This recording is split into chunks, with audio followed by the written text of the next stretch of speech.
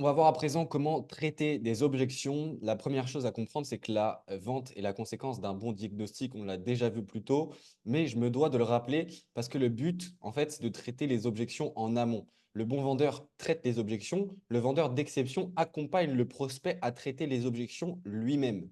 D'accord? Le but, c'est que pendant la première partie de l'appel et même pendant la première partie du processus de vente, si vous faites un process par exemple en R1, R2, ça va être de récolter un maximum d'éléments sur le prospect, que ce soit sur sa capacité à prendre des décisions, les besoins, les frustrations, les problèmes, les blocages, les désirs, etc. D'avoir toutes ces informations-là. Et si vous faites vraiment un excellent diagnostic, normalement, les objections, elles sont déjà traitées en amont. Je vous donne un exemple.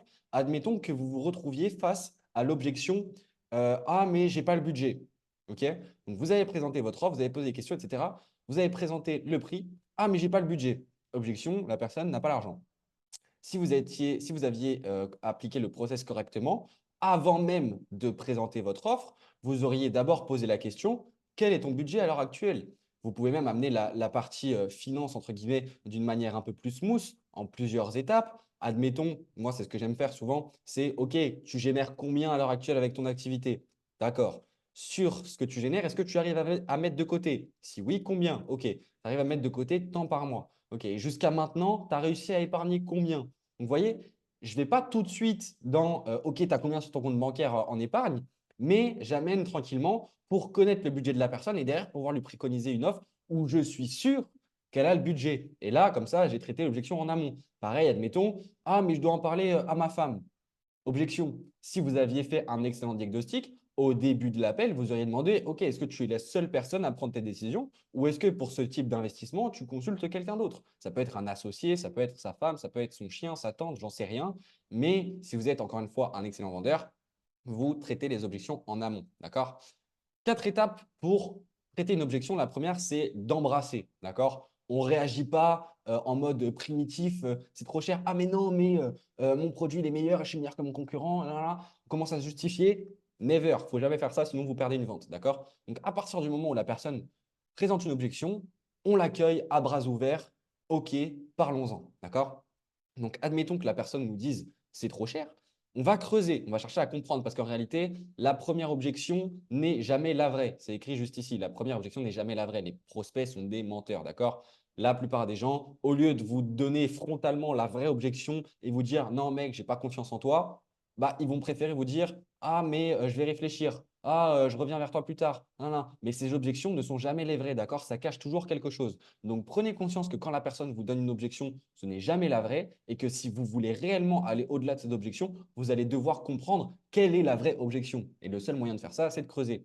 C'est-à-dire, quand tu parles là, admettons que la personne vous dise, OK, je veux réfléchir.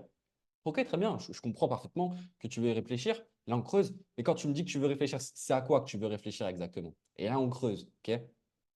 Donc, la personne va dire, ah bah, je veux être sûr que ça vaut vraiment le coup pour moi. OK, c'est quoi valoir le coup pour toi? Toujours reprendre les mots du prospect et les tourner en question pour creuser et comprendre. Je veux être sûr que ça vaille vraiment le coup. OK, c'est quoi valoir le coup pour toi? Bah, je veux être sûr que j'atteindrai bien, admettons, les 20 000 euros par mois. OK. Qu'est-ce qui te permettrait d'être sûr que tu vas atteindre les 20 000 euros par mois? Encore une fois, je reprends ces mots. J'ai besoin d'être sûr que je peux atteindre ça. OK. Comment est-ce que tu peux être sûr d'atteindre ce résultat-là? Bah, j'ai besoin de voir des témoignages de personnes qui font exactement le même business que moi et qui ont eu ces résultats-là. Là, c'est là qu'entre en jeu la preuve sociale et les témoignages, vous pouvez directement les présenter. OK? Donc vraiment, creuser, chercher à comprendre quelle est la vraie objection, toujours reprendre les mots, reformuler en termes de questions pour vraiment comprendre. Et à partir du moment où on sait ce qui freine vraiment la personne, bah, c'est là qu'on va pouvoir la reconnecter à sa motivation et à faire un call to action pardon, pour emmener vers la vente. D'accord? Admettons que voilà, vous avez montré les témoignages, OK, c'est bon, tu es sûr? Ok, super. Est-ce que du coup, tu as tous les éléments en ta possession pour prendre la bonne décision pour toi? Oui, ok, on y va, let's go. Si la personne bloque encore, admettons, voilà, j'ai besoin d'y réfléchir, je reviens vers toi plus tard. Ok, là, on peut rappuyer sur les motivations. Donc, la personne, elle veut nous en parler plus tard. Ah, mais je pense que je peux y arriver tout seul. Ok, qu'est-ce qui va se passer selon toi si tu continues de faire les choses seul?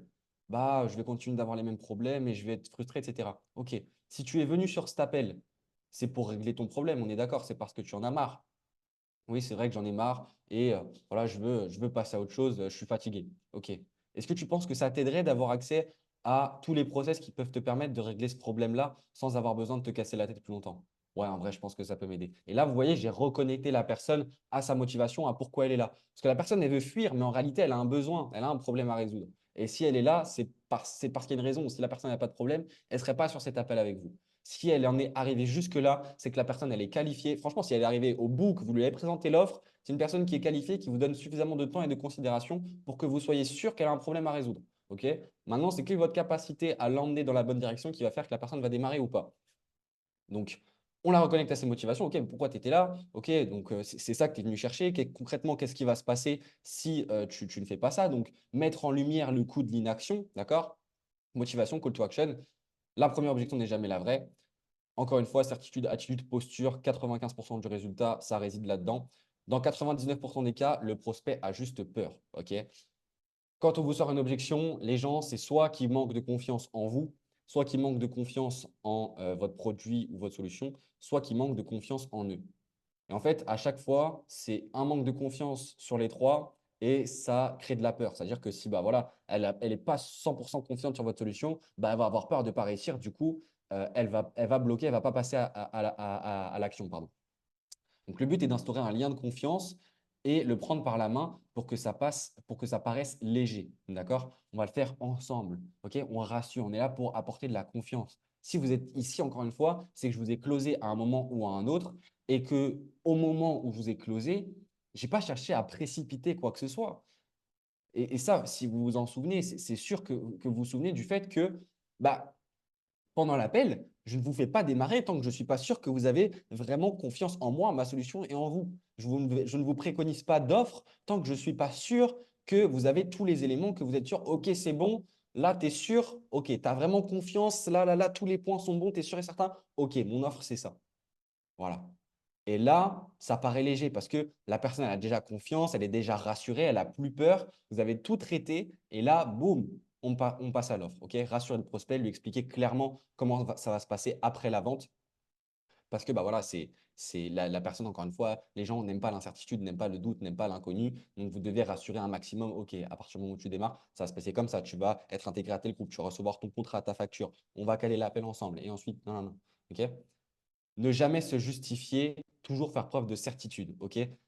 Vous ne devez pas vendre quoi que ce soit, entre guillemets. C'est-à-dire que vous ne devez pas dire, ah, mais si mon produit est le mieux pour ci ou ça, ah, mais si c'est sûr que ça peut t'aider, nan, nan, nan. Vous ne devez jamais affirmer, en fait. Vous ne devez pas justifier quoi que ce soit. Si la personne ne voit pas la valeur de ce que vous faites, c'est que vous avez mal fait le travail en amont, mais ce n'est pas au moment du closing que vous devez faire ça, d'accord? C'est surtout pas au moment de traiter les objections que vous devez affirmer quoi que ce soit. OK? Toujours faire preuve de certitude. Si la personne ne voit pas la valeur de ce que vous faites, bah écoutez, c'est pas grave, c'est que c'est pas pour elle. Nous, on ne se justifie pas, d'accord? Parce que c'est une preuve de faiblesse. Si vous arrivez que vous achetez un iPhone chez Apple, au moment où la personne elle vous dit OK, ça fera tant, elle ne va pas justifier quoi que ce soit, hein. Elle ne va pas vous dire ah, mais si l'iPhone, il est bien parce que si, parce que ça. Non, c'est Apple. C'est la première entreprise du monde, 3 000 milliards de capitalisation. Tout le monde a des AirPods, des iPhones, des Macs, etc. dans toute la Terre. Ça fait des années qu'ils sont là. Tu veux justifier quoi? Non, tu justifies rien. Nous, on est sûr de qui on est. On est Apple, mec. Je ne veux pas justifier quoi que ce soit. C'est soit tu payes, soit tu pars. C'est tout. Et bien vous, ça doit être pareil. Si vous êtes obligé de vous justifier, c'est que vous n'avez pas confiance en qui vous êtes, en votre solution, et ça fera fuir les gens. C'est tout pour cette vidéo-là. Je referai d'autres vidéos où on va rentrer plus en détail sur le traitement d'objections spécifiques. Donc, on va faire objection, comment traiter, c'est trop cher. Comment traiter, je vais y réfléchir. Comment traiter, je dois en parler à ma femme. Comment traiter, nan, nan. On va faire tout ça ensemble. Là, pour l'instant, vous avez la base pour traiter n'importe quelle objection. En soi, c'est toujours le même process. Mais vu que je suis quelqu'un qui a vraiment envie que vous réussissiez et que vous ayez des résultats, je vais vous faire des vidéos pour tous les cas spécifiques. On va tout décortiquer. Bref, je vous dis à tout de suite pour la prochaine vidéo. Si je ne dis pas de bêtises, c'est après l'appel.